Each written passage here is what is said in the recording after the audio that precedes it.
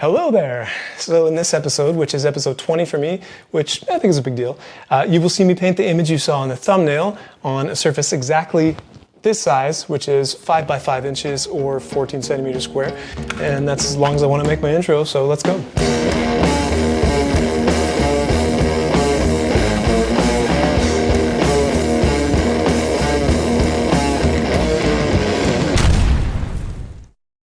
So I'm starting with footage of me scratching my head because I wanted to show a little bit of the creative process. This painting is very small, it's quick, it's a side project. It's not supposed to be my main oeuvre, and so I want to get it started right away, but I was oscillating between a couple of ideas. The other one was going to take way too long, so I decided actually to go with something that was a bit more original anyways, which is a composition that I made from sketches.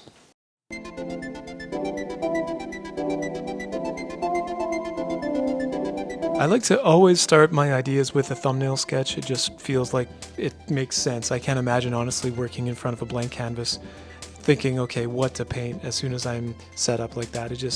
I got a plan. So once I get the composition figured out, I will do things like set up a footstool and dress up and do whatever I have to do. I'm always the most available model in these situations. So for a tiny painting like this, I'm not going to hire models. I'm just going to use myself and a Google image, of course. I took like, I don't know, 20, 30 photos, and I'm just showing you like 7 or 8 of them just to give an example of all the different gestures that I like to try. Then once I finally sat down, I was thinking to myself, is this the smallest painting I've ever done? And of course, if I go in the Wayback Machine, I've actually got a painting from like 2012 where I put one of my previous paintings in that painting and replicated it. And in the same painting, I also did like half of a tiny, fairly small like ship painting. Then I did my tractor crash at the Ethereal Foot Spa, large piece. I did it at 5 inches square. Then I also did in my guest of honor, I replicated a Thomas Kinkade painting at about the size of like a large postcard. Then I actually also did that same painting at about 8 by 10 inches with the same Thomas Kinkade painting, and in that piece it was about the size of a postage stamp roughly. And then I also was thinking about a more recent piece called The Mood Collector, where I've done lots of tiny like scenes within these like drips, and so I'm no stranger to tiny details. And so why am I bringing all this up? Is it because I want to have like a competition with like how much detail I can paint? No, I think it's just because as a full-time artist, I have to do different things in order to survive. So earlier in my career, when I was doing a lot of big time-consuming paintings, I was trying to do side projects that are quicker, and smaller paintings are quicker, and it also just feels different and it keeps me interested instead of doing the same thing over and over again. And then once I finally sit back down to paint, I've got my reference images on my computer desktop, and the image on the left is just a Google image of a beautiful girl in the golden hour sunlight. If someone was to say they don't like the subject matter of this painting, that's actually ironically the point, is all about choice of subject matter. I've got my sketch to my left so I can see it for the reference, and then I actually start.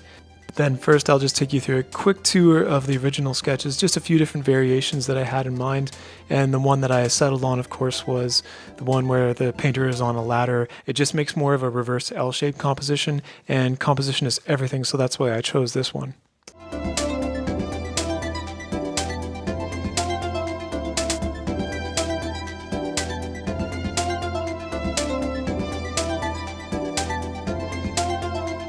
So once I actually start into working on the painting, I think this is where a lot of times like YouTube viewers will often click off and not want to watch just because it's like, I don't know, like 3 minutes or 2 minutes of footage of just like staring at a beige square.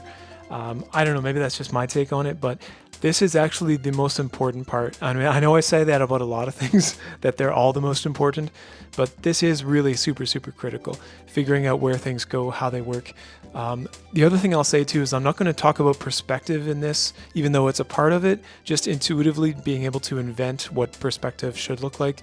I think that's something that all artists, all drawers that are drawing representational sort of realistic work, we all have to have 1, 2, and 3, even 4-point perspective kind of like permanently downloaded into our brains so that we always look out for that while we're drawing, and it's kind of just a part of our drawing without even thinking about it eventually.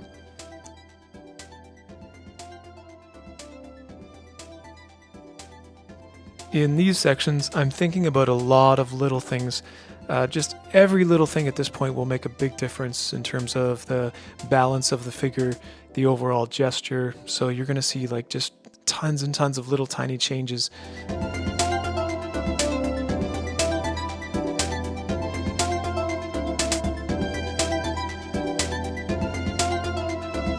At this point, I feel like I have to be totally relentless. I just have to be like a vulture tearing into this project and like moving and changing and moving and changing. And that's why when I teach drawing classes, one of the first things I like to get beginners to do is break out of that perfection feeling of like drawing perfect little lines. It's like, no, there's going to be so many changes that need to happen. So just get used to it from the beginning and just go and just put something there and then see what it looks like and then move it and mold it and shift it and shape it.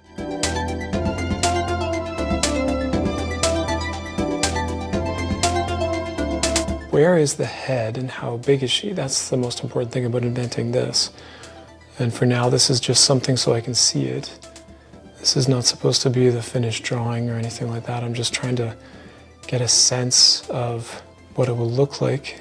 That's what we always need. We need to see things so we can taste them with our eyes, so to speak, and then we can tell what needs to move and change.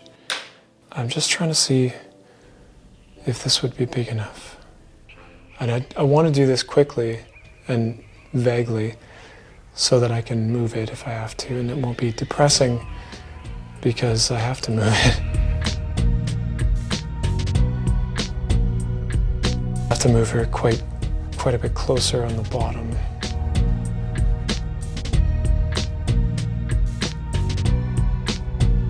Is if you're getting bored at this point, I will insert an explosion and then now you're not bored anymore. And what I'm going to do off camera is just keep playing with it, keep messing with proportions, basically just kind of copying the reference image to some degree, see what I can come up with.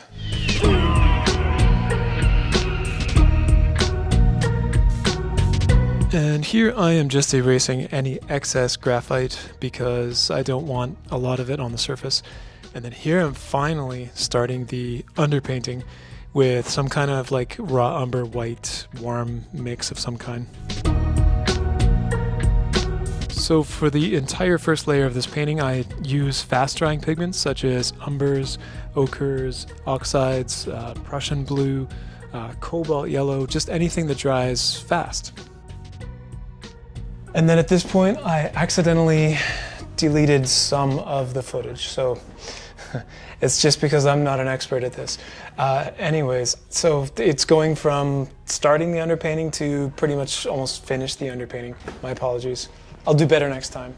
All right, so with the footage that I deleted, this is what I got done, just blocking in everything else. From this stage, there's still so much more refining that can be done with the composition. What I have here is kind of a reverse L shape. Then we have that linear, almost third division. This is too much of one big, it's not enough of one big mass right now. It's kind of distracting, these like little extra details that I put in there. So I'm gonna move them, change them a bit. I made her bigger, it just didn't quite feel right. This is too dark. It's like drawing a lot of tension. So another way to do that is to make it a little bit lighter, but I'm also going to bridge the gap so I can have more darks that are as dark as that in these areas here and even in the ground, and then that will help to kind of unify this dark with these other darks, creating a bridge.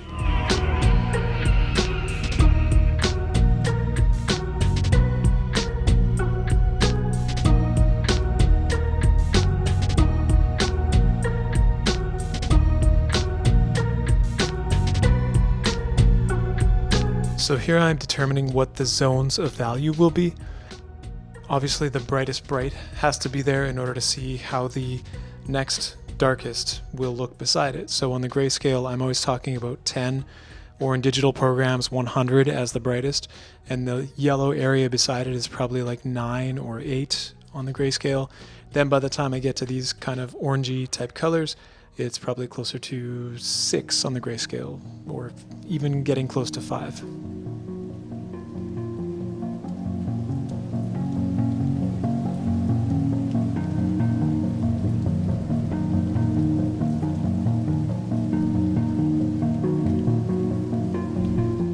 as I'm watching this footage back, I'm reminded of the topic of underpainting, which is something I've mentioned many times in previous videos. To me, it's really just the way that it supports the final layer. So any paint that we put in the first part, of course, is a chance to rehearse placement, composition, but for me it's also a way to see how the final color layer relates when I'm making decisions about exactly what that final color layer mix is going to be, because it will be surrounded by other colors that are already kind of similar, especially in value.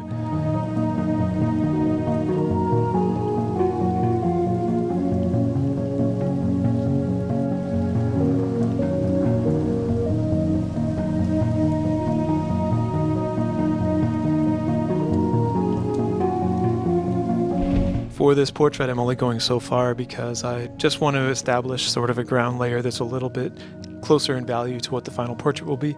Of course, when the paint is wet, it starts to lift, and at this scale, it's really finicky, so I want to just wait until it's dry before I go back to it later.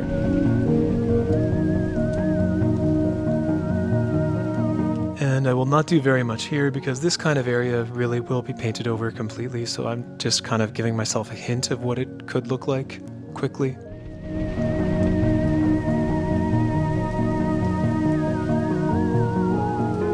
And for a finishing touch to the underpainting, I'm just putting something up in the sky. It was a little too saturated at first, and then it kind of looks too brown, but as long as it's a similar value, then it gives me a good place to go from.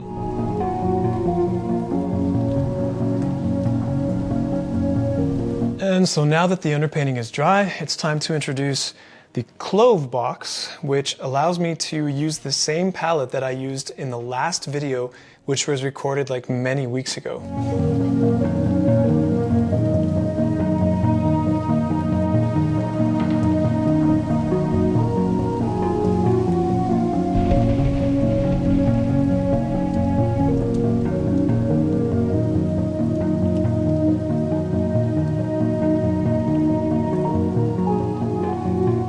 And now I am mixing stand oil with a little bit of cold pressed linseed oil so that I can oil out with more gloss. And stand oil also is apparently a little bit more archival and non-yellowing than regular linseed oil. So I'm using it to increase the gloss and also slow down the drying time a little bit, which is nice too when working in these multiple sessions where wet and wet areas are beside the next area that I'm going to be going in on the next stage of the painting.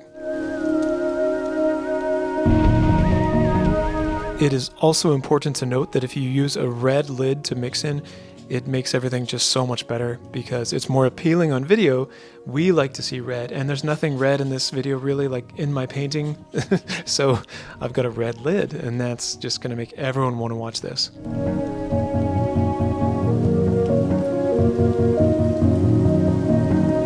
And then, of course, you can see everything in the glare, how nice and shiny it is. Okay, and I should also mention that I'm only putting the oil where I'm painting today.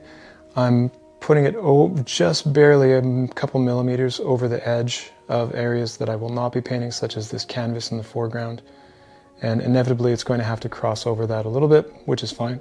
I can either wipe some of it off later, or I can, if I paint fast, I can just go into that area as well.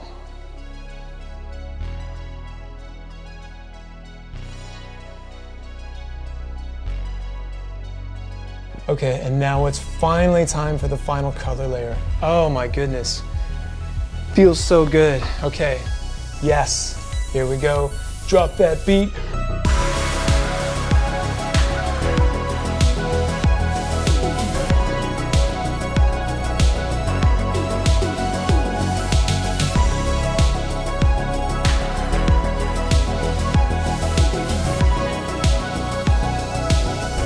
So then for this area, I discovered that this flesh mix, which is right here, mixed with a little bit of this gray, I think it was this one here, mixed with this tiny bit of this flesh mix, gave me a value that was pretty close to here. So that's where I found the magic mix.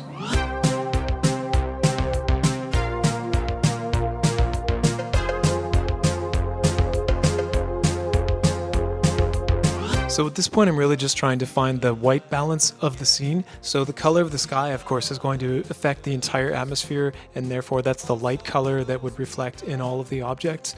So it just so happens that that really pale, sort of a stale bubblegum color, the kind of bubblegum you'd never want to eat because it's probably been sitting in the bottom of a drawer for years, that is actually the light flesh color from my last painting. So it just goes to show that a lot of these colors are kind of the same. A lot of these desaturated sort of nature colors can be used over and over again in different contexts.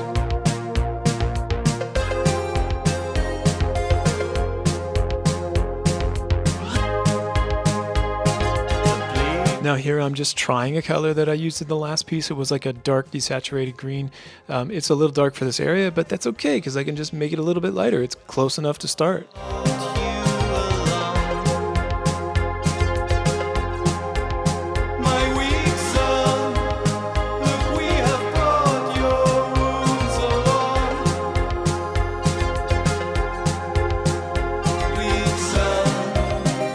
So these kinds of transition areas, I often think about them as like battlefronts, this transition of the orange part. So it's kind of like I have to win the battle against the sky and I have to win the battle against the green part. And it kind of just helps me to compartmentalize the challenge instead of like thinking about more than one thing at a time. It's just like, no, just win one side, then get the other side. And in this part of the video, is still there's no battles won here. I'm still fighting away.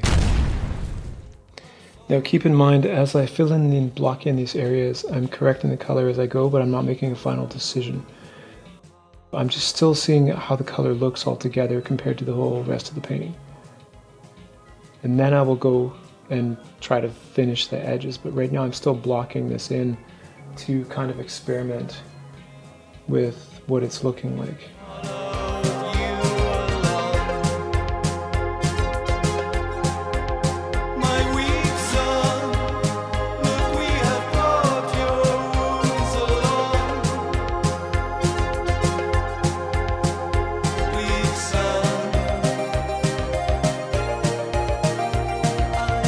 So you can clearly get a sense of how this is more of a long form content for me. I'm kind of like trying to capture every single piece as it gets slowly finished with more footage. So ever since my last video, I had some really cool comments and people were kind of unanimously like, yeah, you should do some more long form content. So with this one, I tried to capture more sections instead of like skipping so much, even though I did lose some footage earlier.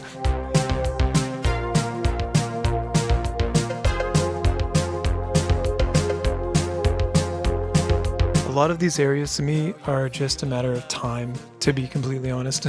I don't think there's any really big secrets about doing this kind of work. It's just like if you have that desired effect of older paintings and you also have a lot of patience and you want to take the time to do it, then it's completely possible. So there's no secret. It's just like doing exactly the same thing you would do in a quicker process, but just dragging all those individual steps out longer and longer and longer until you feel satisfied.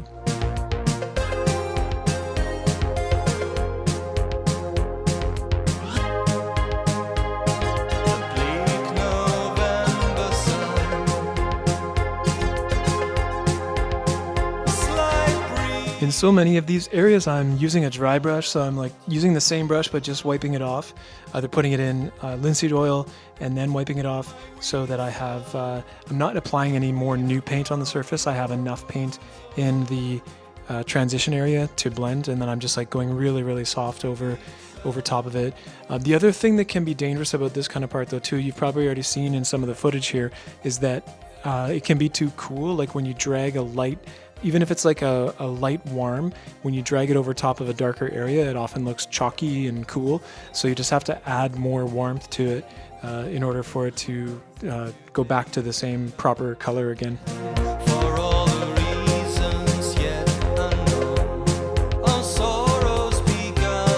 So that was all the time that I had on this particular day, so I will now show you what I do to keep the painting wet in between sessions.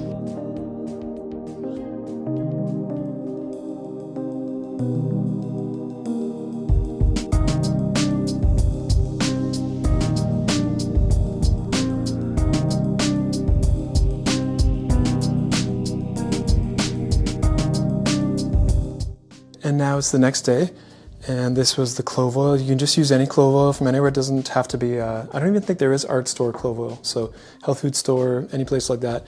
And I just take that off, and you wouldn't be able to tell on camera, of course, but this is all totally workable still.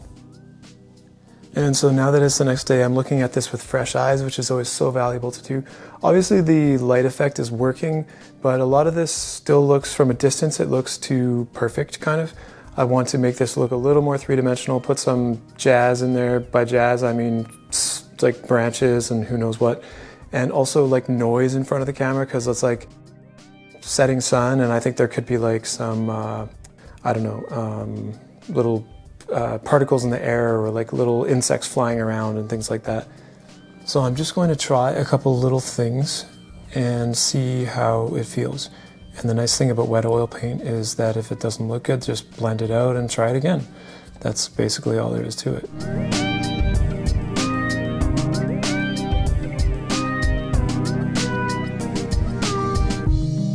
And the color that I'm using is just like the flesh color from the middle of the arm that I used in the last painting. And now I'm also just rounding out some of the forms a little bit as well. I've got some of the noise, it's working well.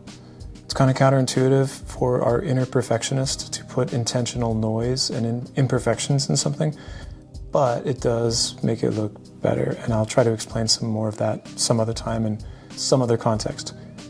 I like to sing while I'm doing something like this. Rounding out the forms, rounding out the forms, doopy doopy doo, rounding out the forms. Oh, you couldn't see that part because I was off camera. I do that all the time.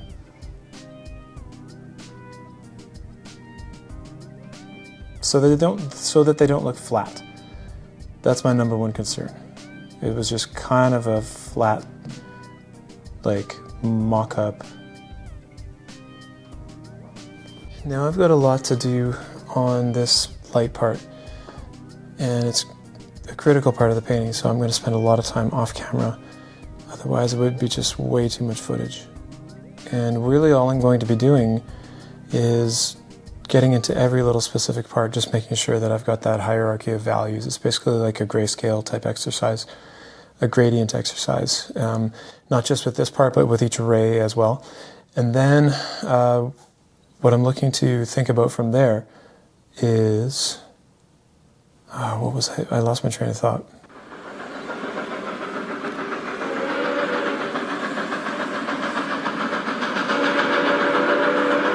Okay, so I remember what I was thinking about. So all of these areas, like some of them are still the underpainting, so it's not actually completely covered, and that is an option.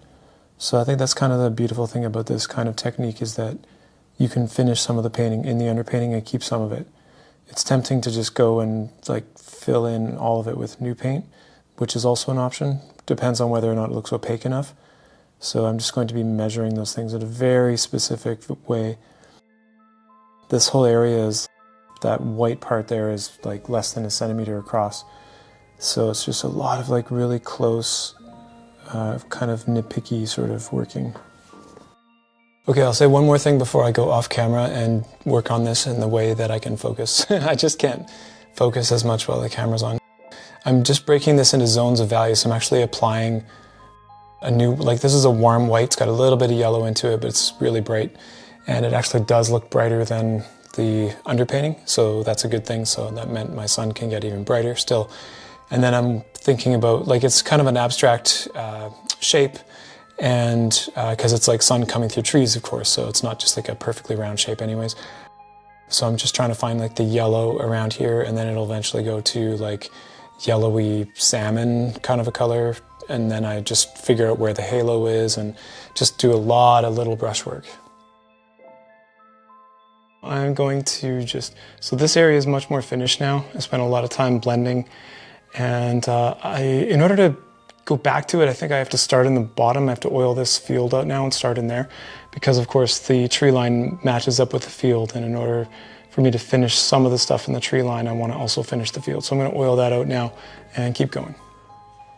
All right, watch your eyes, because there's going to be some light flashing reflection. Just so you can see what's going on, I'm oiling this out again.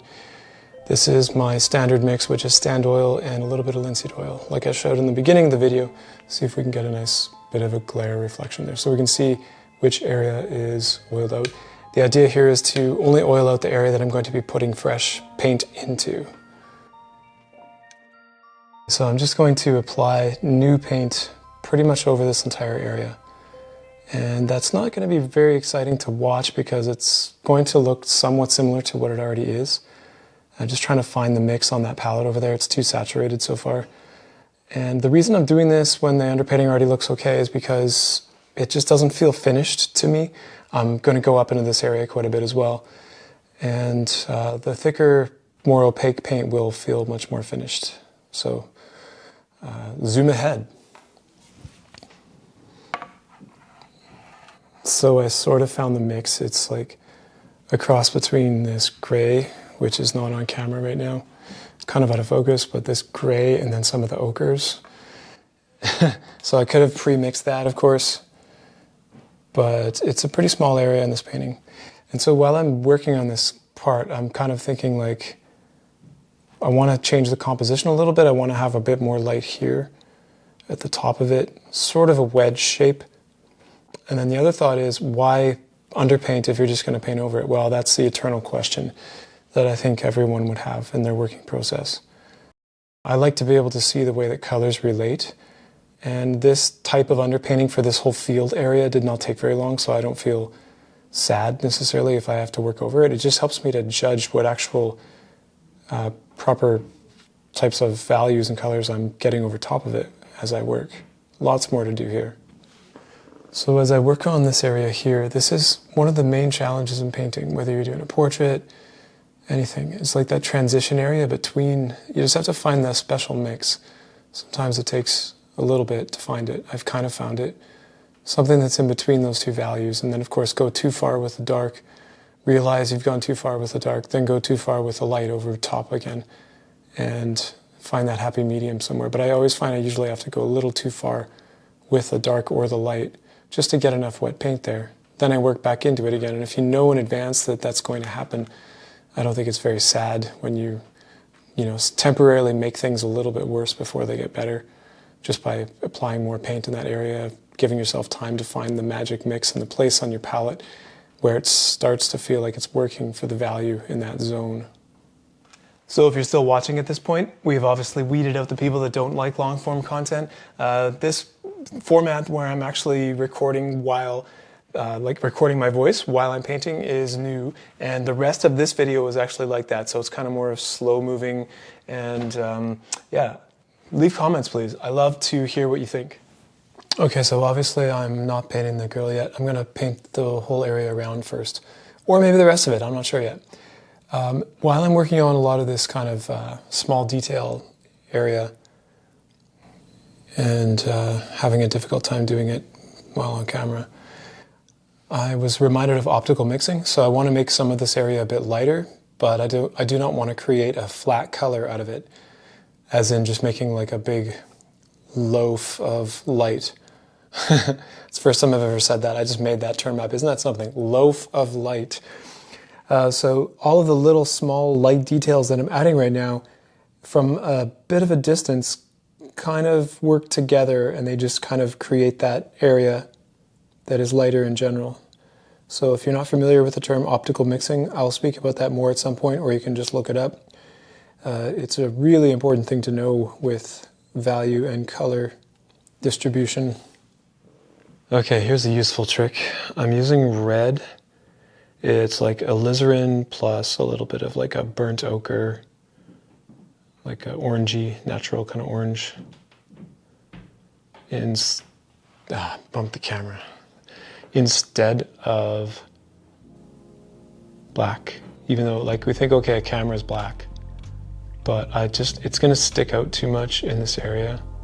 So it's just like playing with it and seeing what I can get away with in terms of making it lighter than I actually would think it should be. And then the other thing too is, like, we think of perfect structures like man-made objects like camera tripods as being like perfectly straight and uniform. but that is boring.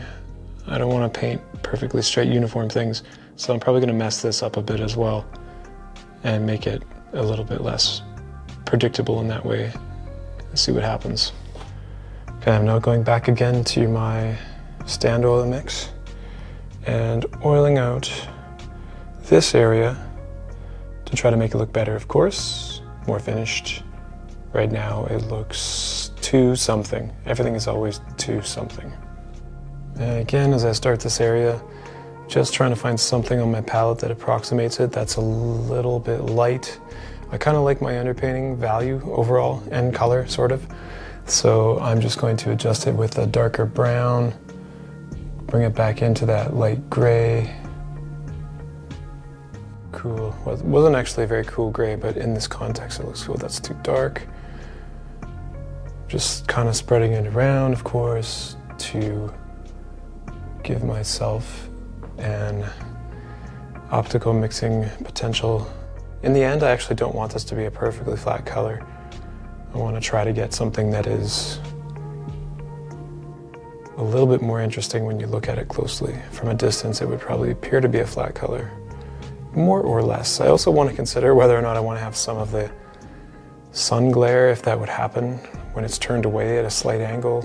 Probably not, but definitely on the edge of it. So I'll just keep going, see what happens. And now here I am experimenting with what it would look like if the canvas was turned toward the sun just enough to catch some of it.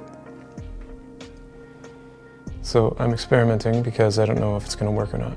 But light can often not look convincing until it's kind of blended to some degree. So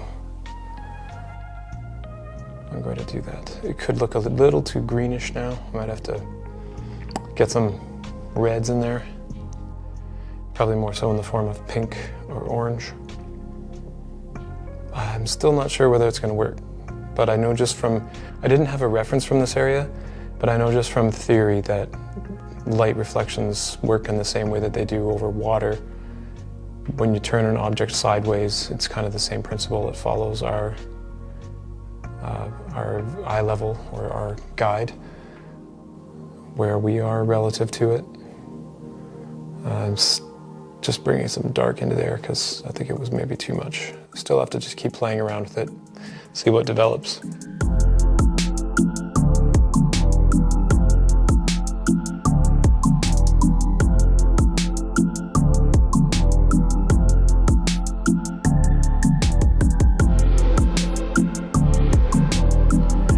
Now I feel better about most of the canvas. I'm going to try a shadow.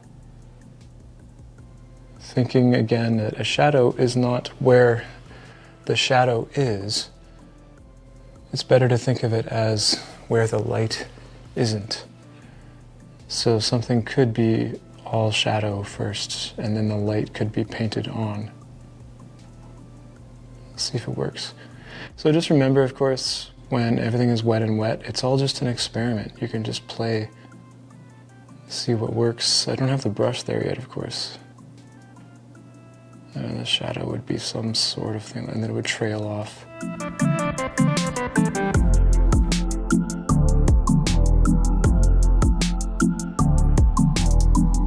So now I'm going to go back to my palette to figure out what colors to make the garment on that guy. I'm going to start with a brown that's probably too saturated and possibly a little bit too light. So I'm going to mix it in with this gray, which is right here, make a new little pile. And I think it's probably a little light, so I'm going to put some dark brown, almost like a kind of a raw umber into that, and just see what it does. And so like everything else, just starting with a guess.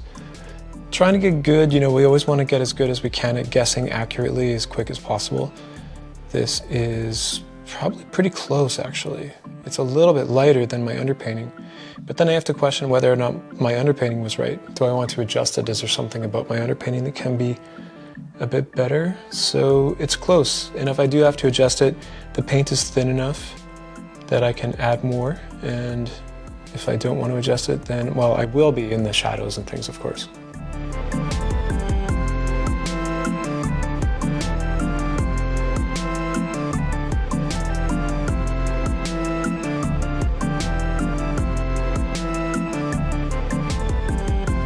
Edges are everything. In terms of how we understand the way that a form appears, what it is. So sometimes finishing edges can be a nice way to move ahead quicker in the overall process. But I often like edges to be softer, which takes more work at this scale. I'll see what I can do. The background is probably still quite wet, so I can blend a little bit between the paint that I'm putting down now and what was there before. And I have all the mixes of what was there before as well, so.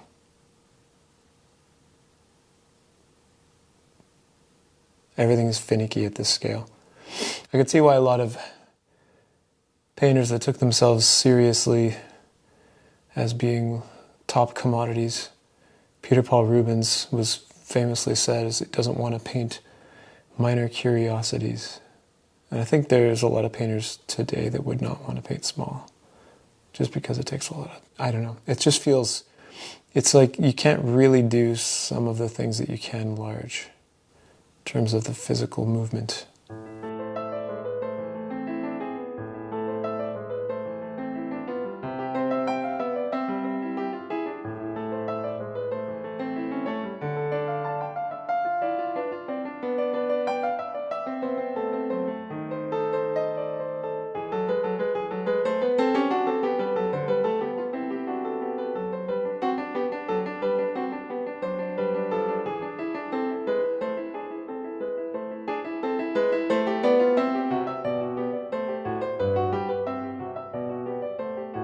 So I'm not quite finished the guy, but I am going to start the computer in the corner. So I'm just taking a random guess. This is probably a little bit light, just that's my instinct. That's where that information is coming from. So I'm going to take some like raw umber, a little bit of black, and mix it in with that. Maybe a little bit more black. And that's how it's done. I'm just taking a guess. So now that I go to this section, all right, and so now I try some of that paint. I actually took a photo of my other computer.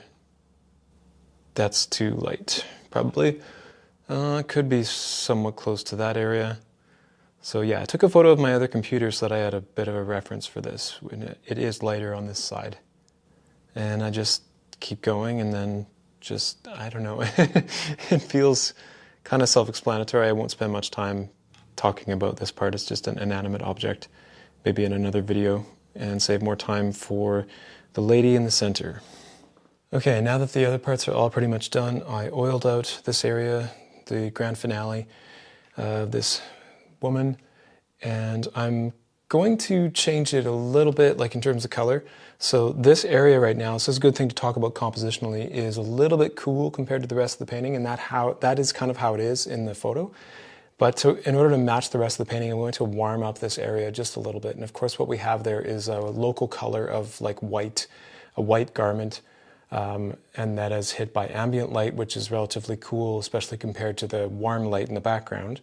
But just to match the rest of the composition a bit better, I'm going to make this kind of similar, but just a tiny bit warmer. Because if this is the only area in the entire composition where this color occurs, we have that isolation effect. And anytime you isolate one thing and it's the only place that something occurs on an entire composition, it draws a lot of attention.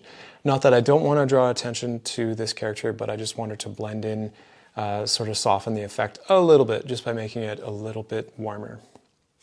Now at this scale where this portrait is about, I don't know, half a centimeter across, less than half a centimeter, I'm thinking about the approach. What am I going to do to start it? So to make it easier, oftentimes with portraits, it's easier to start with overall larger shapes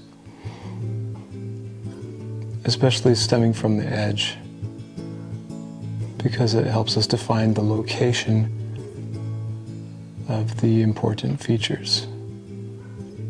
If you were to just start with an eye or an eyebrow, sometimes it's easy to get lost right at first because that feature is just floating in space. And if your initial measurement is accurate, of course, then it can work. But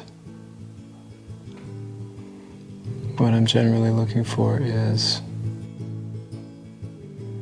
also the license to invent a little bit as I'm going and kind of do what feels right rather than looking.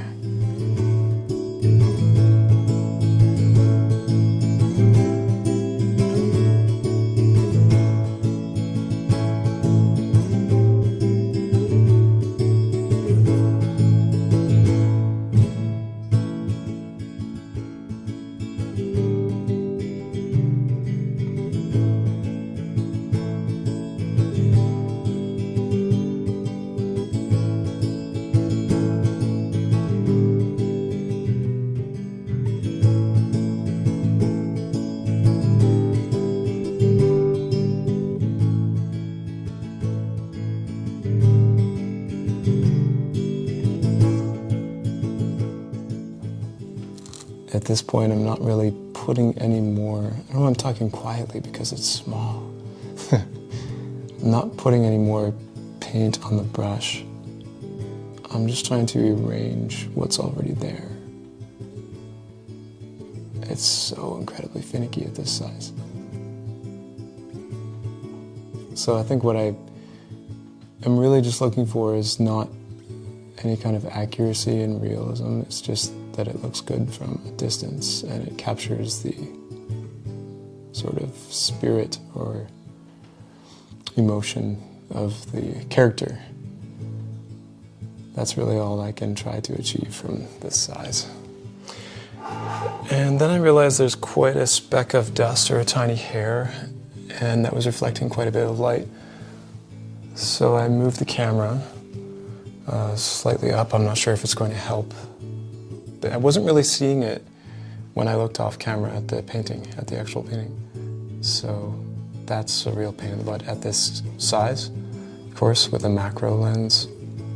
There we go, there's one of them gone. A couple of things that are still kind of bothering me. From a distance, actually, I don't mind it. It's usually just when I look through the camera lens now, I'm getting this kind of her left eye, our right is feeling a little bit too far to the right. So this part was so incredibly frustrating because that portrait is really, really small. So I was just trying to keep in mind while I'm painting it that I needed to look good from average viewing distance, like at arm's length at closest. So what you're seeing on the screen right now is actually way bigger than I could see it. So when I'm looking at the footage afterwards that I took with my macro lens, I'm like, oh my goodness, there's all these specks I couldn't even see at all. So yeah, no excuses really, but I'm just saying, like, you know, half a centimeter wide portrait is kind of ridiculous. Why do I do this to myself?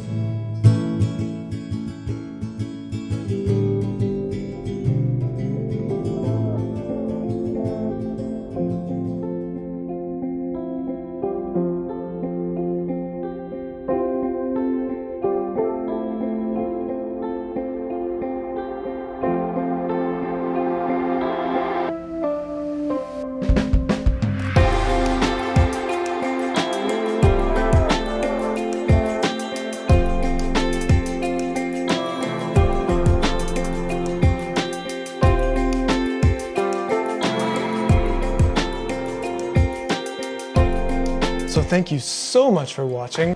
I cannot wait to work large again. Why do I do this to myself? I think it's because I like to go back and forth and keep things fresh, work small, work large, work small, work medium, all that stuff. Go to Buy Me a Coffee if you wish, only if you care to, and you can support this channel with like a tiny donation or monthly, whatever you want. What else? That's about it. Again, just thank you for watching.